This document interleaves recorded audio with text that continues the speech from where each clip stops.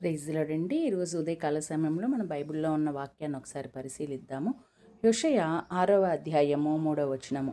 యెహోవాను గూర్చిన జ్ఞానము సంపాదించుకుందము రండి. యెహోవాను గూర్చిన జ్ఞానము సంపాదించుకొనుటకును ఆయన అనుసరించుదము రండి. ఉదయము తప్పక వచ్చిన రీతిన ఆయన ఉదయించును. వర్షము వలె ఆయన మన యొద్దకు వచ్చును. భూమిని తడుపునట్టి తొలకరి వర్షము, కడవరి వర్షము వలె ఆయన మన యొద్దకు వచ్చును. అబ్బా!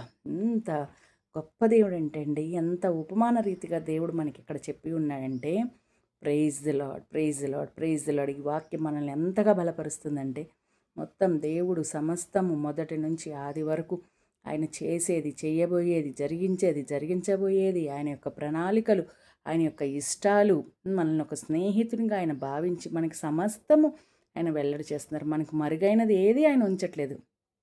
ఇక్కడ యెహోవాను గూర్చిన జ్ఞానము సంపాదించుకుందాము రండి. యెహోవా మన యేసయ్య ఎవరండి? జ్ఞానానికి మూలాధిపతి. జ్ఞానమే ఆయనంటేనే జ్ఞానము.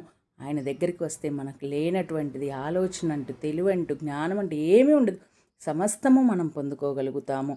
అలాగే భూమిని తడుపునట్టు తొలకరి వర్షమును కడవరి వర్షము వలె ఆదియును అంతము నేనై ఉన్నానన్నారు కదా. కడపటి ఆదాము మొదటి ఆదాము నేనే అని అన్నారు కదా. నేను ఉన్నవాడును అనువాడును అని అన్నారు కదా. చూడండి, వర్షము వలె మొదటి వర్షం, తొలకరి భూమి బీటలు బారిపోయినటువంటి భూమి పచ్చని పంటలతో ఉండాలి అంటే చక్కటి తొలకరి వర్షము, కడవరి వర్షము అంటే ఇక్కడ ఉపమాన రీతిగా దేవుడు లేపబోతున్నటువంటి అది ఏదైతే ఉందో తన యొక్క పరిశుద్ధ జనాంగము, అలా దేవుడు వచ్చుచున్నాడు. ఆయన రానయ్యున్నాడు. యేసు త్వరగా వచ్చుచున్నాడు.